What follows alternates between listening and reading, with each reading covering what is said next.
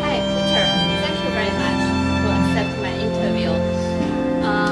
Now, please introduce yourself to the audience. Thank you. My name is Peter and I'm a historian. I studied modern history and I'm from the Slovakia, which is the country in the Central Europe. And it's the former part of the former Czechoslovakia, which was in 1992, 3 years after the fall of the communism. Oh, it's very interesting. Now, I want to ask you a question. Why in your country the Communist Party lost their support? You know, this is quite a complicated question. In my opinion, in fact, the Communist Party didn't have even the support in my country before. You know, for example, the last elections in Czechoslovakia, before the communists took the power, or before the Communist Party takes power. And in Slovakia, for example, just the two strong parties, the one was called by the Democratic Party, which has 62% of voters, you know, and just 30% of people vote for the Communist Party. Oh, and you have the only one period when the Communist Party in my country was quite popular, it was in 1968 during the transformation of the regime, which was called the communism in the Cuban phase.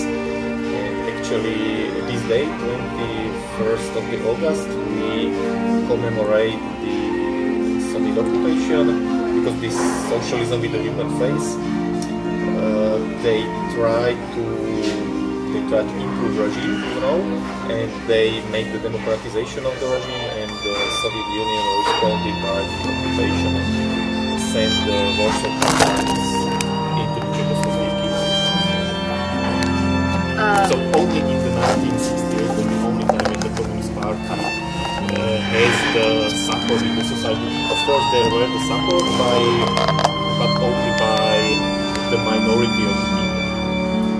Okay, I'm wondering, when you mentioned about the vote, means there is another party. But it was just in 1946, when the communists took power in 1948, they changed the regime, and it was just the one-party regime. Only the Communist by Party. the Communist Party. Okay, But before the communists took the start, or before they took the power, there were also the other parties, okay. political parties. And the people have the right to vote?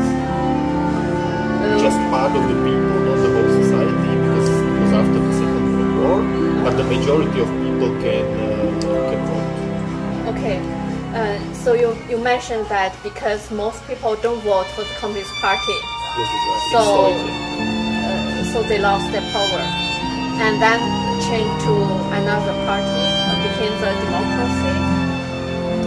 No, it was in the 1968. It was the situation was that there were the elections, but in fact, the Slovakia, as a part of the Czechoslovakia, were liberated by the Soviet Union, by the Red Army. Okay. And you know, there were the convention or the accords of the Yalta, for example, and the Soviet Union and the Czechoslovakia became part of the so-called Soviet Eastern Bloc of the countries. So communism was slowly taking power, but still there were the elections. During the election in Slovakia, the Communist Party lost. But in fact, in the 2 years, by the, I may say, the measurement of the power, political power, they took the power and created the government which was ruled by the communists. It is called the coup d'état. So according to your message, I can understand that in your country there are still media freedom, some part freedom. The media, can I say, the media fully service to the Communist Party, or they have the freedom, like some private or only works? When the communists took the power in 1948, they started to create the society by its own. You know, they tried to make a communist society. Yeah. And one of the steps, of course, was the total control of the media. You know? So after they took the power in 1948, the media media became very quickly. The media became just a tool of the Communist Party, and there were no opposition media except of 1968. That was only one exception. But in the other years of the communist rule in Slovakia, the media were under the control of the Communist Party, and of course they were ruling the strong censorship. You mentioned that after 1963, 68. The 68 was the exception because it was the attempt for the reform of the communist regime, which is known as socialism with the human face. This 1 year is exception, but except of this year, 1968, the 40 years of communism, the media were under the control of the party and under the censorship. How about you after, for example, 1968 until to 1989? How much freedom of the media? Well, there were no freedom of the media. No any freedom. The only one media were in Slovakia, for example, there were the media like the broadcasting companies which were broadcasting from the West. I mean the Radio Free Europe, for example, for the people in Slovakia, because Slovakia is quite a religious country, we are Christians. It was the Vatican Radio, which was the voice of the Pope, for example. So these were the medias, but not in the communist countries. Their media were up behind the Iron Curtain. But the media in the Slovakia or in the Czechoslovakia, they were under the control of the communist party. But if at that time, before the Communist Party's fall, before 1989, is your country's people can reach the media from outside, for example, from another country or from the Westerner, if they can have the foreigner newspaper, radio. No newspaper, but it was possible, but it was not easy. But it was possible to listening the foreign radio station. Oh. But it was not easy because there were radio journalists. Okay, so if people give different voice, for example, they critique the government at that time, what the government will give them punishment? Everyone, if they against or oppose the government's policy, will set in the jail or what the punishment? The different voice. It was very different because the communist regime made its development. In the 1950s, it was really the hard period. It was really the period of the very harsh persecutions. I mean, people were sent to jail, people were forced by the government. But in the 70s and 80s, the regime was quite different. And I said that the persecution quite shifted. It was, of course, some people were sent to jail, but the persecution were like they were sent from the job. So the persecution was much more the social sphere than the persecution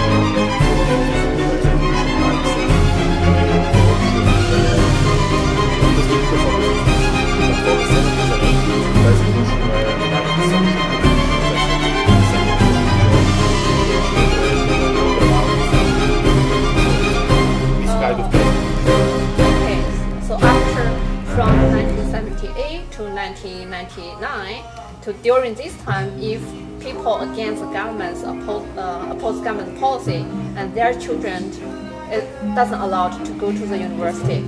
And how about the person? Several cases. In several cases, not very universal. It was not very universal, but also the critique against the regime was not in great extent.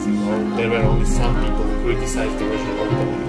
So the other people were just sitting and criticized the regime, but just in their families, not publicly. Another question is about the army, the military. How at that time when the Communist Party ruled your country, how the party to control the military? The full control, this is the military belong to the party or belong to the neighborhood? Fully control the military, but the military is Slovakia, Czechoslovakia. We were the part of the Soviet bloc. The Soviet bloc, there were the Warsaw Treaty. This Warsaw Treaty was in fact the military pact. It was the military Union, and the Czechoslovak People's Army, which was the official name of the Czechoslovak Army, was part of the Warsaw Pact. Also, this was the one group of the program, but the second one was the top leader of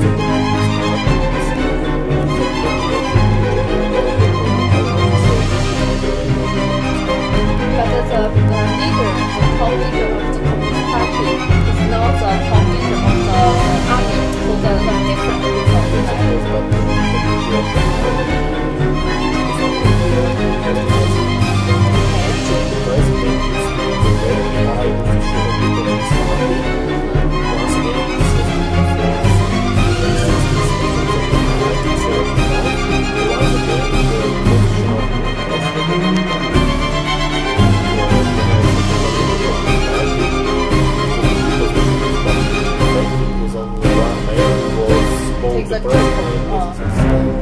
the General Secretary of the Communist Party.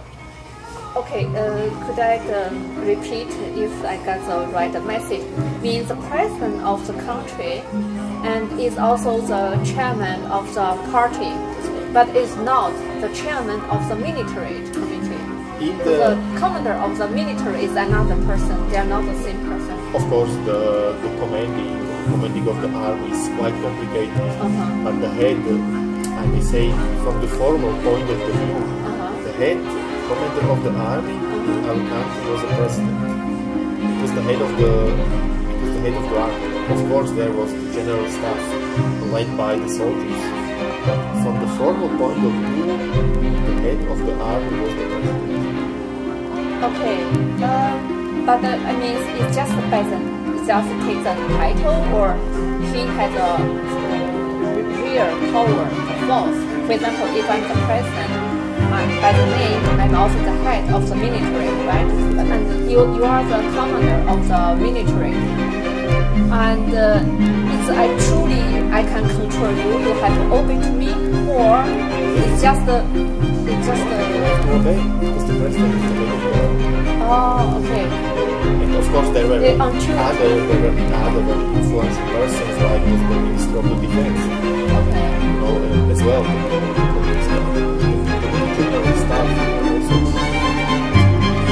So, but for example, I don't know that in 1989, the president still takes the power of the head of the army. And when the protests, sometimes the people ask him to dismiss the position, he didn't send the order to ask the soldiers to kill people. In reality, you have the ability. You do it. And how do you think about it? Have you tell me that because here, why? Because Chinese, president sent the soldiers. Because it was the same year Tiananmen Square. Yeah. You know, the situation in Czechoslovakia was quite different because, firstly, the Communist Party was really on its decline in our country, which means that the situation in the country was not very good from the economic point of view, from the, I may say, the environmental disaster, violation of the human rights, iron curtain on the borders with the Western countries, and so on and so on. So many problems were in the Czechoslovakia, and the people accused the Communist Party from the way of the ruling. Okay. So the people was not very happy with the ruling of the Communist Party. So this is the first problem. The second one, and the Communist Party were not popular among the society. Because people was angry with such a rule. The second, and also very important reason, is that, you know, Czechoslovakia were part of the Soviet bloc. The leader country was the Soviet Union. But in those times, during the late 80s, there were Mikhail Gorbachev was leader of the Soviet Union, and his policy was quite different. You know, he said, "Look, we will not make repressions. We will make the perestroika. We will make the glasnost." And that was the reason why the situation was quite peaceful even in the Czechoslovakia, because the Czechoslovak communists used to obey the Soviet communists. You know, because there was such a relationship. The Soviet Union was the head and the Czechoslovak communists used to obey. And when the Soviet Union said, look, we will not support you when you will go against your own people, then the Czechoslovak communists said, okay, we don't have any chance, so we will obey you. So there were two factors. The international one, which was the perestroika, glasnost, Gorbachev, because he understood that we lost the Cold War, so he abandoned as well the neighboring countries, Poland, Hungary, German Democratic Republic, and so on and so on. So the international context was that the communism was falling down in the Eastern Europe. You know, so even the communist higher officers and higher party members can clearly see that the communism is falling down. So this was the first factor. The second one was that the general population were among the communist party. You know, they were, of course, as well afraid of what can happen, because people were really angry during the late 80s. But I wonder in one question, you say many people angry to the Communist Party for their bad leader, for their poor economic development. But how people know this? You see, the media was controlled, so the media was not supposed to tell the truth. Okay, they were controlled, but the control was not so strict during the late 80s. As I said, it was the time when Gorbachev said, look, now it is the perestroika, now it is the glasnost, you know, so the media was not so strong. And as I said, during the late 80s, it was a different situation, because, for example, the Western radio station were jamming during the period of communism, but this started in 1988. Okay. So the situations were changing in general, I would say. And of course, when you are not happy with the economic development, you clearly see it on your environment. You know, it's very visible. You know. But I don't really think economic crash will cause a revolution. Look like North Korea. It's so very poor. So many people die in the famine, but they still take the power. Okay, but it's a completely different situation, because the regime in Czechoslovakia was never even similar to the regime in North Korea. Also the European traditions and so on and so on. The environment, the North Korean close to China, unfortunately. You know, we are also close to the Soviet Union, but in general, people in Slovakia or in the Czech Republic or even in the Central Europe, they are, in fact, the Western people. You know, they are Christians, and they got the huge tradition of the humanism, Christianity, and so on and so on. So in their mind, they are the Western people. What their religion is Christian? Yes, they are Christian religion. Roman Catholics is the dominant religion, but also the evangelical and the English translation. That's very important. Yes, that's right. Of course, when you were asking about the opposition, so the opposition in Slovakia, there were mostly the Christians who were protesting against the non-existence of the religious freedoms. That was the problem in Slovakia. That is what I want to ask, but you already answered my question, is how do you think the international influence to people to finally, because as you say, Communist Party, they are take the military, they are very strict, and the people can go on the street to get the protests. Have ever people was killed? I'm not sure that during the late 80s where someone killed. I guess that not. But of course there were the public protests for the violation of the religious freedom, for the violation of the human rights. There were protests in the Prague and in the Bratislava as well. After 1989, last question. After 1989, how about the president? He was resigned, dismissed. The president of the Communist Party. He lost his position. Yes, he lost his position, and I may say that it was the process. It was the democratization to the democracy. Because the change from the communism to democracy, it takes the year. Because you need to transform economy, legal processes. You need to create the political parties. And of course, you need to change the mind of the people. This is maybe the most important switch you need to make. So this is the process that takes several years, of course. But the Communist Party were just a political party. They stay as a party. They still plays a role as official, just like they change to different transactions. Yes, they changed the officials and they were the party like you got political parties in the democratic system, you know, various parties. Okay. There are elections and people can elect for the Communist Party. It's no problem. Okay. It's just they change their name. They say, okay, it's the same. It's still. But we have here. You mean they still take the position, but okay, not really same position, but they still play their role. Yes, serving the country. They play the huge role because they transform its power from the political field to the economic field. Oh, okay. Many of the former communists stay in the economic field, I would say. Okay. So they are now the people who are. We still continue. Okay, they are now businessmen. The former communists and their children.